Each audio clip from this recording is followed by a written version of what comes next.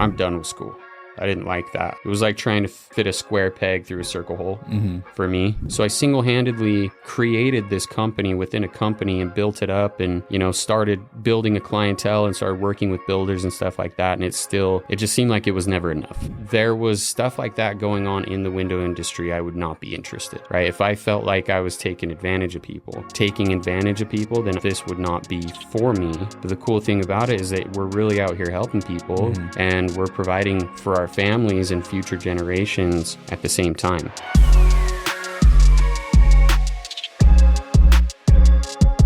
All right, everybody, welcome to this week's edition of Behind the Knock. We have our boy Drayk here, and for this podcast, we are going to get to know Drayk a little bit better. Yeah. What got him into the industry and some other things about the old boy. So, Drayk, how you doing today? Super duper. You look super duper. Thank you. You're welcome. Thanks. In fact, the producer said that we were super sexy. Super good looking. I don't know if she said sexy, but said we were looking good today. Handsome fellas. That's what it was. Yeah. But yeah, so this episode is about Drayk, and why don't you tell us a little bit about just basic upbringing and some of your work experience and what led you into Windows. Yeah, so I mean, just starting from the very beginning, basic upbringing, pretty typical childhood. Divorced parents early on, stepdad in the family, not a whole lot of money, but all of our needs were met typically. And so nothing too crazy about the upbringing.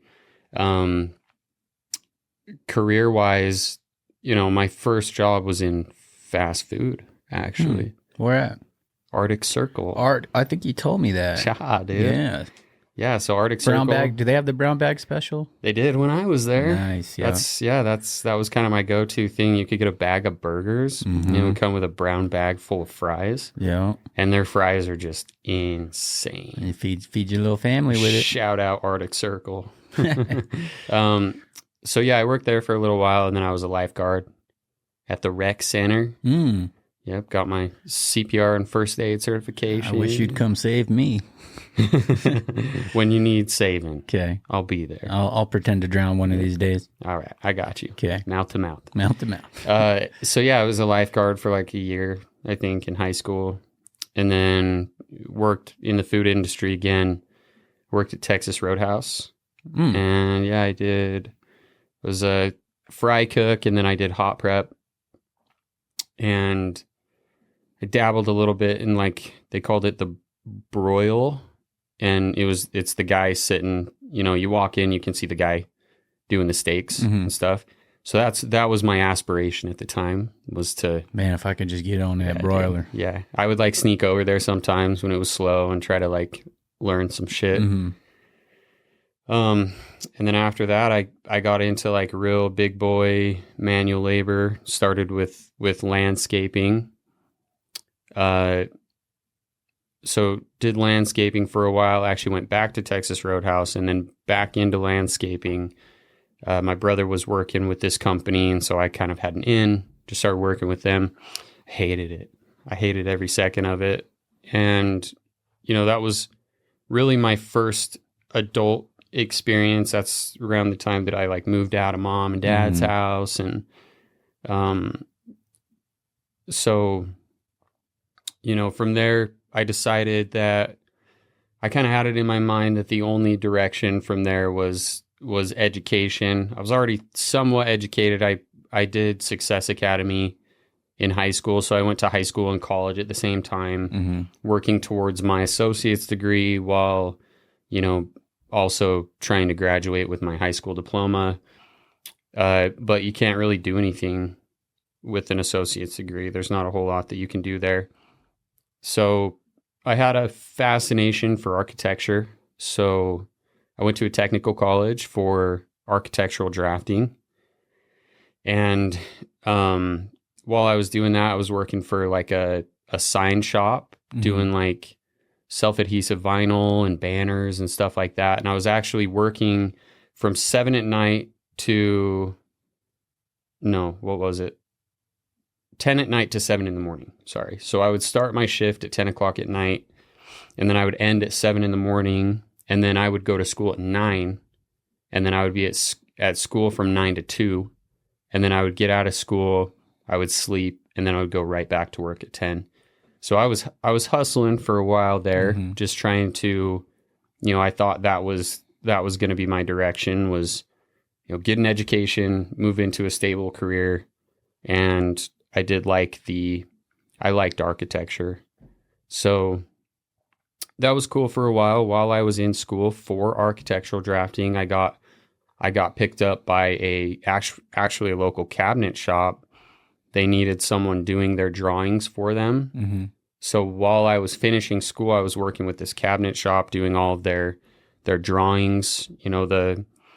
The boss would go out and take the measurements of the house. He would drop off like some pretty rough measurements for me and kind of call out where certain things would go. And I would put it all together in a plan for the shop guys. And I would also make like renderings for the customer too. And that was a lot of fun. It was great experience, like on the job experience for what I was going to school for. Like I really thought that was kind of going to be my thing, was just drafting in general. But kind of came to the realization that if I wanted to take it to the next level, I would have to go back to school, because I was an architectural drafter. I was a draftsman. I wasn't an architect. In order to be an architect and like own your own firm and stuff like that, which is where you can really make some big money, you have to at least go to like 4 years of college for architecture. And I did not. I was done with school. I'm done with school. I didn't like that. It was like trying to fit a square peg through a circle hole for me. I was not built for that. Technical school was a lot better for me because it was, you're not just being spoon-fed knowledge and like having to regurgitate. More applicable sort of stuff. Yeah, it was, they're not just telling us what to do. We're doing it there too. So, if I ever were to go back to school, that's kind of what it would have to be for me, because I can't just sit there. I've got the ADHD, and so it's really hard for me to just sit there and have someone talk at me for hours and retain that information. And most of it in my mind was pretty useless. Yeah. When it has no real life application, there's no real need to absorb the information. Yep. It's kind of turned into a little bit of a money grab, like higher education, if you ask me. A lot of these classes anyways, we can go on a huge tangent about that, but long story short, school wasn't for me. So, started looking into other avenues. I ended up getting a job back with that sign shop at a different position. They initially wanted me doing some of their drawings because the division that I was working for with the sign shop was the trade show division. And so they're actually building these big booths for these huge trade shows like SHOT Show and CES and, a lot of these big shows that happen down in Vegas. These people need booths. They come to us, and then they wanted me initially to like design those. But I ended up being a much better fit for leadership.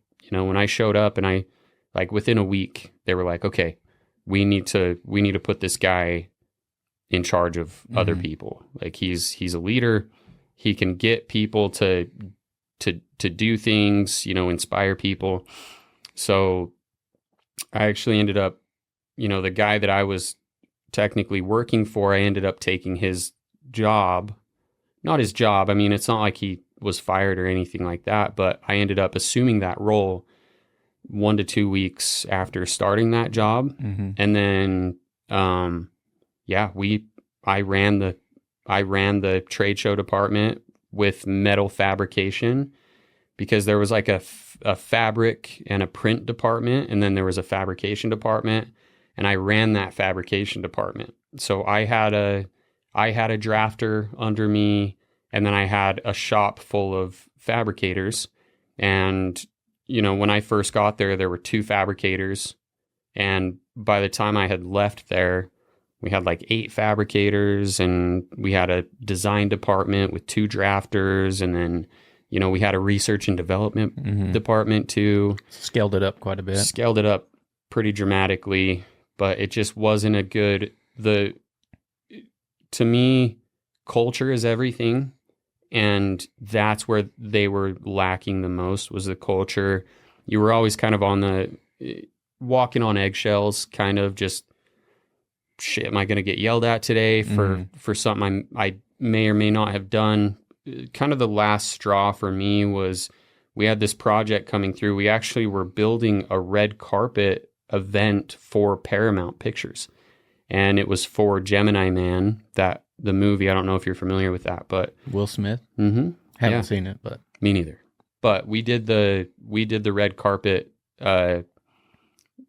We built the whole thing out. So, and we shipped it over to Barcelona, Spain, and that's where they did it. We had about a 4-day deadline for that. The owner of the company had committed to it and was like, yeah, we've got this. And, it was like almost a $200,000 build, and we had 4 days to complete it. So I did a 36-hour shift straight, and then I came back, and then I left for 8 hours, and I came back, and we finished it. Our deadline was 5 a.m. And like 4:45, we were wrapping up the last crate, and the truck showed up, and we loaded it up.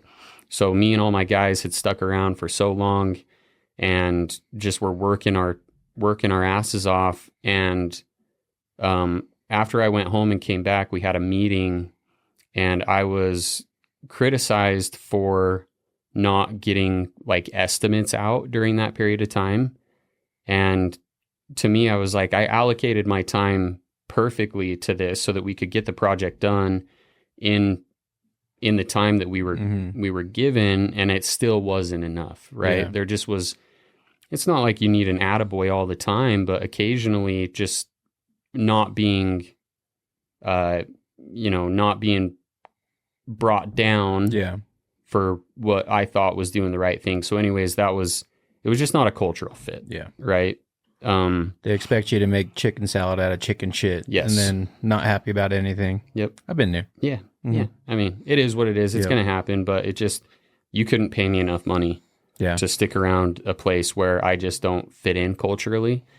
So, that was my first time really making good money though. Right. It was the first time that I wasn't living paycheck to paycheck anymore. And, that was during COVID too. So we had to pivot pretty hard because 95% of our revenue was from events. Would shut down. So when that shut down, we were all put on unemployment. And when they were trying to bring us back, they were like, hey, we've got a couple weeks to be able to pay you guys. But if events don't come back. So we started a new division called the Metal House. I don't know if they're still operating under that, but we started doing like residential work because construction was booming at the time. So I single-handedly created this company within a company and built it up and, started building a clientele and started working with builders and stuff like that. And it just seemed like it was never enough. Right. And I was like, why am I doing this for somebody else? I'd be better off doing something else or doing it on my own. Yeah. So after that, I started seeking out other things, ended up kind of going into business with my brother. He has a landscaping company here. Shout out Dig It Landscapes. Dig it. If you need your shit done right, give Big Bro a call. I He'll dig hook it. you up. Yeah. Me too. So anyways, we started doing like block walls. We started a block wall division, started doing that. Just masonry work in general. I hated it. Money was there, but the amount of time and effort, and it's kind of it was backbreaking work, and I knew that it wasn't sustainable. Yeah. So it was like, I can stay here and make this work. And then by the time I'm ready to retire or whatever, I'm broken and I can't, that's not much of I'd rather make less money and have my health than make more money and be miserable health-wise. You only get one back. Yeah, exactly. And I've heard, I mean, best way I've heard it put was like, if you had all the money in the world, you would spend every penny trying to get healthy. Mm-hmm. So, you know, that was, it's kind of one of those things, you know, and I actually had an opportunity to go back to the cabinet shop, and they wanted to kind of groom me to run the shop, be the shop manager, and eventually take it over from the owner and his son, because he was looking to retire eventually. Mm-hmm. And about 2 or 3 months into going back there and kind of prepping myself to take over that shop, I ran into one of my wife's cousins who owns the window company that I was previously working for. So I ran into him at a Christmas party, and he was asking what I was up to. And I'm like, yeah, this is what I'm doing. Don't love it, but it's a means to an end. And he was like, well, come and check this out. So met him at the office, kind of had a very informal interview process. And then just so happened that we had the summit about that same week. Yeah. I remember seeing you there. Yeah. Mm-hmm. It was my first time ever like meeting the team. It was my first impression of that organization, and I was hooked immediately. And the biggest thing was the culture. Yeah. Culture was so amazing. The energy was so good. It was thick in the air. It was thick. Mm-hmm. You cut it with a knife. Yeah. And that was huge for me, especially coming from a place where I was making really good money, but the culture was shit. It was so bad. And, you know, nobody was happy. You were always walking on eggshells. And now there's this, I thought it was too good to be true. Right. And, but yeah, that just immediately hooked, and I committed to it right then and there. You know, it's kind of scary. It's commission only. Mm-hmm. I've never done sales before. I always figured I'd probably be pretty good at it because I'm very good with people, and just being, I don't know, just I feel like it's easy for me. It's easy for people to talk to me. And I think that's a big part of sales, is just if people feel like they can open up to you, it's an immediate trust bond. Mm-hmm. And if they don't trust you, they're never going to give you their money. Right. Yep. That's not what it's all about. We want to help people too, but it ended up being kind of the perfect storm. You know, preparation met opportunity, and you lucky little guy. I know. And then, well, from my perspective, you know, I saw you. I first seen you at the summit. Mm-hmm. I was like, okay, good looking guy. We'll see how he does. Pretty okay. Yeah, and then yeah, just as a coordinator, you just came in and kicked ass and took names, and your name's all over everything. And then we had the interview for your directorship, and you came dressed to the nines. I bought a suit for that interview, bro. Yeah, you looked, just wear that suit tomorrow. You got it.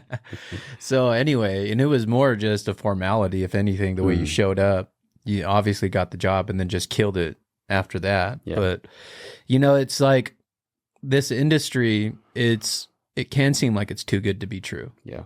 And it's not for everyone, but for the people that it's for, it does seem like it's too good to be true, but it's not. Yeah. You know, like for me, it was, same thing. It was almost like I was built to sell windows and to be in leadership in windows, you know, and it's, I've heard the owner of our former company mention it before in terms of like, you know, I never thought I'd be that passionate about windows or knocking doors, but there's so much you can find in it to find passion with, whether it's the leadership, whether it's just helping someone out, whether it's the rush you get when you close a big deal, you know, like the money, obviously the money's great, but it's just like, it's almost like for me just to turn that appointment green and tell the get on and shout out the coordinator. Yeah. That's what it's all about for me. It's a drug. It's a drug. It is a drug. It's a drug, and it just so happens it pays you super well. Yeah.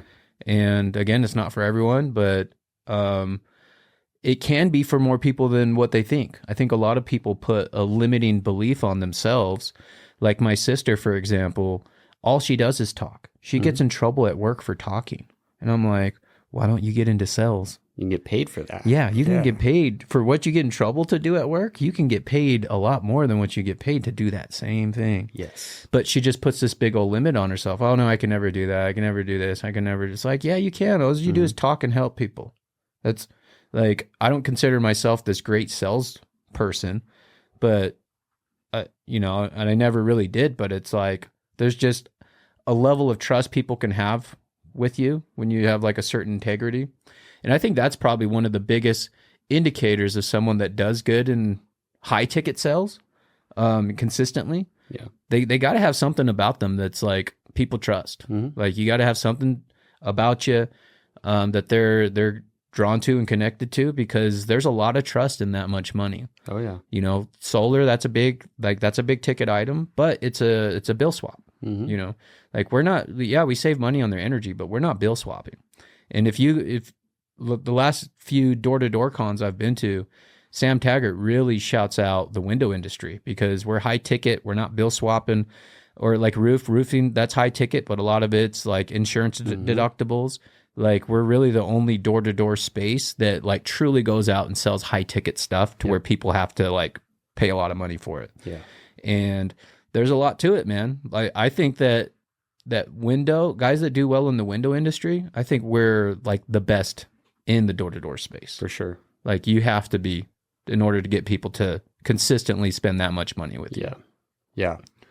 But at the same time, I think that it's, I view it as a benefit being in the window industry, because you're truly helping people. And that's a big thing too, is like if you are trying to help people and you're not trying to sell people, then I feel like you're going to get a lot further that way. And I've never seen like my favorite part of this whole thing is the testimonials that you get from customers after they're saving on their energy bill. They're just, all around more comfortable. It's not as noisy. You sell a home that's right next to the freeway and all of a sudden they're like, it's weird.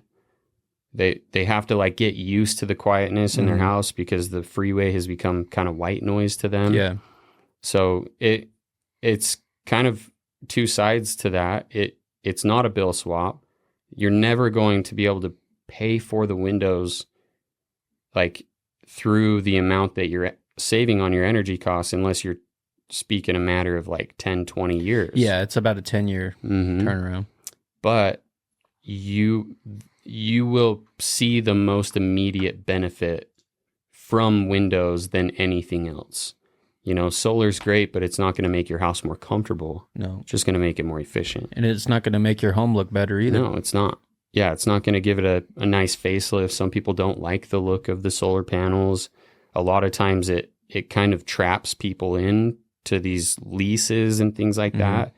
And that's if there was stuff like that going on in the window industry, I would not be interested, right? If I felt like I was taking advantage of people, then this would not be for me. But the cool thing about it is that we're really out here helping people and we're providing for our families and future generations at the same time. Like it's crazy how fast my mindset switched from sweet, I just made this much money, to sweet, I made a sell. Awesome. Like the money, at some point, the money is way less important. It's way more about the thrill of getting the yes and the excitement of knowing that you're helping somebody. Yeah. You're solving a problem that they may, like a lot of people that we meet with, they kind of have ruled out the idea of even getting windows because they think it's out of reach financially. And for us to go in there and actually make it a reality for them, and, we've got payment options, we've got, we can do partials and we can get the bad ones out of the way and then you can come back. it's really cool to see that happen. And I think that for me, that's way more exciting than any amount of money. Like, money's great. Love providing for my family. It's pretty unique to be able to be a single income household in today's day and age. Yeah. Yeah. And I've done it and I'm doing it, but that's like the least of it now is the money, and it's way more about the thrill of the sell and helping people out. Yeah. It's pretty cool. Yep. Helping whether it's our customers or our, the reps in our organization. Yep. Exactly. Because that's been a huge thing for me is like, I get random text here and there because this is my 6th year in the industry, and I've been able to help out a good amount of people at this point. And now regularly I get random texts. Hey man, thanks for all you did for me, this and that. Because it's deeds that I forgot that I did. They were years ago, but they meant so much for these people. Like I have this one guy where he literally tried to quit. And I was like, I'm not letting you quit. And then he's like, and this is something I normally don't do. But he's like, well, my phone's off. I can't even work. I'm like, I'm paying your phone bill. You're going to work. And he ended up not even working for that company for very much longer. He went to another company, but he went to that company, got a golden door. And now he works for another company, runs an office. He just bought a house. He's like 24. Yep. And, and he called me and he's like, dude, remember when I tried to quit? You wouldn't let me quit. Now I have all of this. Yep. Thank you so much. And so it's good things like that. You do enough good deeds in the world, and it's just like, and I feel like that's part of why I was able to attract you and Isaiah, was just that I've just tried to do things the right way with just integrity, never expecting anything back. And I just felt like, if anything, it was just karma, put enough good out there, and then, it just attracted back to me. Yeah. Yeah. But to put it back on you a little bit more, what was the thought process like, or even the conversation with your wife to get into a full commission job, knocking on doors? Yeah. So I think, huge shout out to my wife, because she has always just had this crazy belief in me, and like whatever you decide to do, I know that you'll be great at it. And I think just years of proving that helped. It all kind of led up to that point, because if I had shit the bed a million times up to that point, it was going to be a lot harder for her to believe in me. Yeah. So I kind of had built that belief in her, but she just has naturally been such a big believer in me and anything that I decide to do. And on top of that, her cousin was the owner of the company. So I think that having that family tie played a big role in it as well. Because even for me, it was scary. It was like, we didn't have a ton of money, but we had some saved up. It's like, I can go a couple months without getting paid, and that's fine. But after that point, I'm in trouble. So it was a pretty quick, hey, I think I want to do this. Are you sure you want to do it? Yeah, I think I do. Okay. Do you think that you can? I think I can. And you were like the little engine that could. I think I can. So, it really wasn't anything crazy. It was just, well, let's see what happens. We both knew that I had kind of a knack for just communication in general, and being able to talk to people and get through to people and get people to trust me and like me, and just it's been easy for me to get people to kind of follow my lead in the past. So it's like, well, why not try it out? So yeah, I think the biggest thing was the travel was a really, really big roadblock for us, because the travel schedule was going to be a week on and a week off. So I was out of town for a week, and then I would come home for a week. She was 6 or 7 months pregnant by the time I made the commitment to go over to that organization. But it was like this, or either either I'm going to try something new or I'm going to be working for somebody else for a long time. And so you made that jump whilst pregnant? yes. Oh, nice. Yeah, like ready to pop pregnant. And so it was hard. You know, she just was super, super supportive, but it was really hard. You know, we had never been away from each other for more than a week ever. Yeah. Like, so it was pretty tricky. You know, it got a little bit easier. And then the baby came and it got harder, and it never got easier after that. Yeah. It got harder and harder. Like every time I left, I was, you know, half of my travel was just me bawling my eyes out in the car, just so devastated that I have to leave, but knowing that that's what dad's got to do to bring home the kill, you know, and it's an interesting feeling. It feels good, you know, but at the same time, you don't want to leave. Like you just want to stay there in that comfortable, in the bed where it's all comfortable and warm, but you know, you got to get up, get out there in the cold and go kill something for your family. Yep. Yep. Growth comes with discomfort. And we knew that, but yeah, it's so easy to fall into that trap of just like, or I could just stay here and like, I want to be involved with my baby's childhood and I want to be there. But, you know, luckily for the first year, not a whole lot of memories are being made by the baby. And, you know, I was spending every minute that I could when I was home with just trying to be a dad. But yeah, it was challenging, and it continues to be a topic of discussion for us. But I think the biggest thing is, you know, she had a natural belief in me, and I was able to reinforce that in years past by just being committed and being successful and always being the very best at whatever I'm doing. I never worked somewhere where I didn't end up at the top before leaving. And I just think that it made it a lot easier for her to trust me. Yeah. And the big thing that really, I think the big difference between me and maybe other people is this was my only option. There was no plan B for me. It was, okay, this is what I'm doing. And I burned all the boats. And it was either this is working out or I'm going to be in some serious trouble. So this has to work and I'm going to make it work. And I decided right then and there that if I'm not the highest performer, I better be the hardest worker.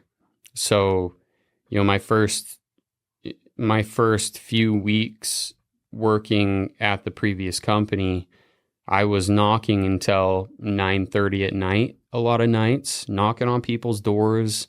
You know, they're getting ready for bed or already in bed, and I'm like encroaching on them. But I was so committed to having success that it didn't really matter. It didn't even cross my mind, and everyone was freaking out. Drayk is knocking until 9:30 at night. I think people were typically thrown in the towel at like 6:30. Yeah, at that time, and no one was really doing more than $100K in revenue every month. And I came in my first 2 weeks, I did $180,000 in revenue. And then it just kind of that glass ceiling broke at that point. And then other people started doing more revenue. And well, we had Ty coming around the same time, and he was feeding off of you. And we were feeding off of each other, dude. Shout out Ty, because I would not. The Ty Ross. I would not have been as successful, because every time I saw him coming up on me, like I would go out there and push a little bit more, push harder. Like I wasn't going to let him beat me. So, well, and it's amazing how like you make decisions like that back then of like, this is who I am, what I stand for, and what that leads to, because it's stuff like that leads to, you know, me knowing who Drayk is, me keeping an eye on Drayk, and then starting to build the relationship with Drayk, and, you know, that comes to fruition later in life. Now, let's fast forward a little bit. So, obviously, you kicked ass and took some names. Short period of time, you worked your way into a closer and worked your way into running an office as well. Yep. Now, I guess fast forwarding through that stuff, and why don't you kind of walk us through making the decision to join Proficient Windows and why? So, I mean, it all started with a decision to leave the previous organization. I owe a lot to the owner, Myself included. Yep, and we're still family, and I owe a lot to him, and I have a lot of respect for him, but it was time. I think that I needed more than he could give me at the time, and so. And they had kind of changed some directions with how they wanted to go about their business. Yeah. All good and well, and they're doing amazing. Yeah, good for them, but it wasn't in line with my morals and what I wanted out of life and out of a career. And so, early stages just started kind of toying with the idea of an exit strategy. I had a really good partnership with my field coordinator lead down there, Isaiah. And so him and I kind of started, it just kind of came up organically.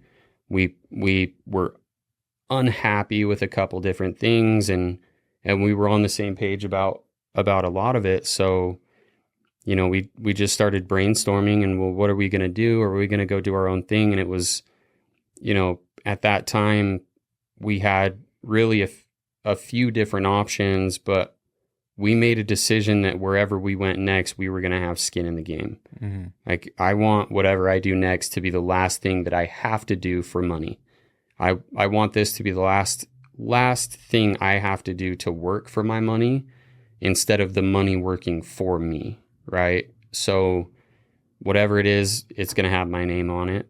And really it just made a lot of sense to go somewhere where we felt like we were going to be heard. And we felt like that was with Proficient. We knew that our voices would be heard, and that, our ideas would be entertained, and that we would actually have the opportunity to have some skin in the game. So I think it was a net gain for everyone involved. Absolutely. Yeah. Yeah. And for the business, it just kind of, just put it on a faster track, Yeah. Especially like, second location, more people, and then just what you bring to the table, obviously Isaiah as well, but, we're obviously different people. We bring our different qualities to the table, but I couldn't ask for someone more like that sees things similar to how I do, and like problem solving and everything, and integrity. It's just like there's so much alignment that it just seems like it was like written in the stars for it to happen, Yeah, there definitely is a crazy amount of alignment when it comes to what we want out of this. I feel like we were immediately on the same page about what's important and where our priorities were. And, culture comes first. We need to take care of our people. We need to take care of our customer. We can kind of worry about the profit. Yeah. These things need to be the priority. Yeah. And I think that's one of the things that was happening in the previous organization that turned me off a little bit, was their big push for recruiting, which is great. Like, you need to recruit people, but I believe that it should happen organically, because if you're trying to sell people on a position, like, it's going to turn a lot of people off, and if you create a culture and an environment where people actually love being there, and more importantly, like, you're changing people's lives. We're changing people's lives. People have never seen money like this, and they're taking care of their families, and they're retiring their wives, and all of a sudden are able to have these lives. They're getting out of debt. They're going on vacations. Yeah. They're living life for the first time, because it doesn't matter what you believe, but like, you need money. You need money. And if you can find somewhere that is going to give you that, and it allows you to have more time and more freedom, that you can spend with your family, and you can go and do these things that you weren't able to do before. So, you know, if you're changing somebody's life, they would be doing people around them a disservice by not inviting them to do the same thing. You know, why, if my life has just been changed dramatically, why would I not want my family to be a part of that? And, you know, for me, my whole family is just doing super, super well for themselves at this point. My brothers are very successful. They have their own things going on. But my little brother is just starting to get into like the workforce really, and not like a ton of direction. And as soon as I possibly could talk him into coming down and working for me, I had to drag him down and like really, really, come on, dude. He didn't think that he could do it. That was the biggest thing, is he was like, I don't really like people. I don't want to have to talk to people all day. But the second that I could, I got him down, and he was a natural. Yeah. He's been our best rep. Yeah. He's our top producer now. And like just watching that development and watching his life change, to me, that's what it's all about. And that's what's going to make it more appealing for other people, right? Because now that he's seen it firsthand, everybody that he knows that's looking for a new opportunity, he's going to be reaching out to them. Hey, I was able to change my life. You have a lot of the same characteristics and traits. Give it a shot. Yeah. See what happens. So I just think that we were really on the same page about the organic growth rather than kind of the forced growth of the company, and, you know, the the vision of not necessarily wanting to do it together, or not together, but forever, and having somewhat of a end game, Mm-hmm. and like a, you know, how long do we want to do this? What metrics need to be met before we can really consider, you know, moving out of it, I guess. So it just seemed like there was a lot of cohesion when it came to our beliefs and what we wanted out of it. Mm-hmm. Yeah. Yeah, I agree, man. Yeah, man, it's an amazing opportunity. And I think Ryder is a great example of what this opportunity can be for people, because, you know, he's kind of dismissing himself. You know, I don't really like to talk to people. It's not really for me. Well, guess what? He's making life-changing money now. And now he's starting to like rethink what his future is going to look like.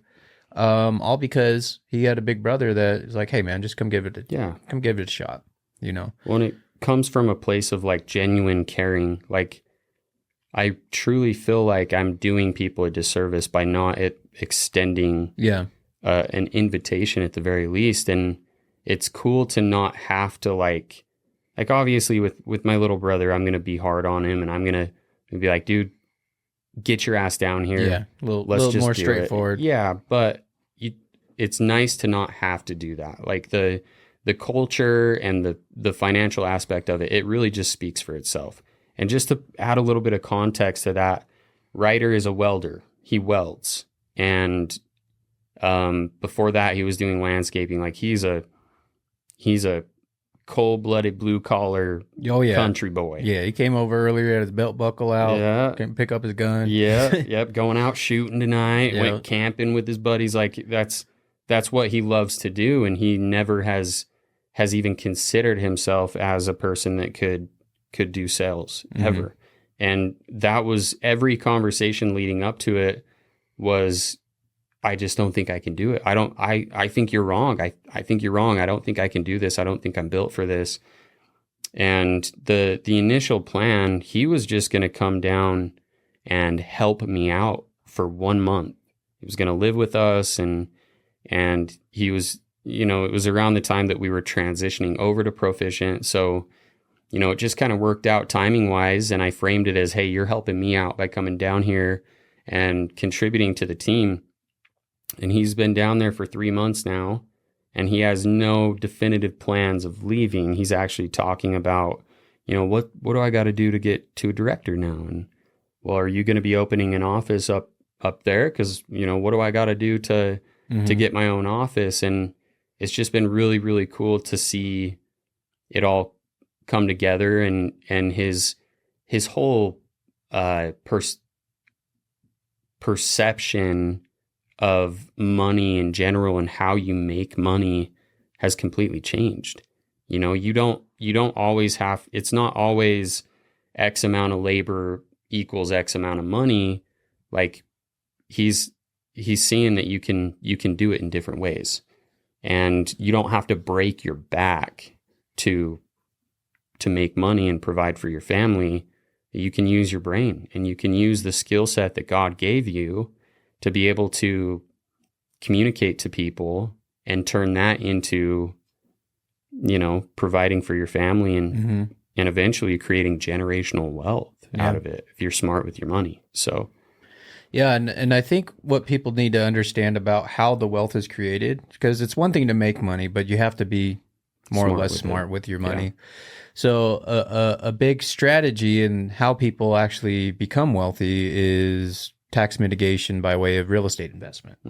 So it's like, you can make a 5-year commitment in door-to-door space to where you max out, make as much money as possible, invest as much as possible, and you can retire with a 5-year plan. You can also be in the door-to-door space for 5 years and blow all your money, make a bunch of money, and then be right back where you were, just with a elevated lifestyle. Yep. So it's really important to understand what it looks like to actually have money and manage it. And that is part of something that will provide information and things like this with proper money management, because it's one thing to have, great paycheck, but you're not smart with your money. I mean, I've paid some pretty big tax bills. Yeah. I don't ever want to pay a big tax bill again. I'd rather invest that into assets and then build my wealth.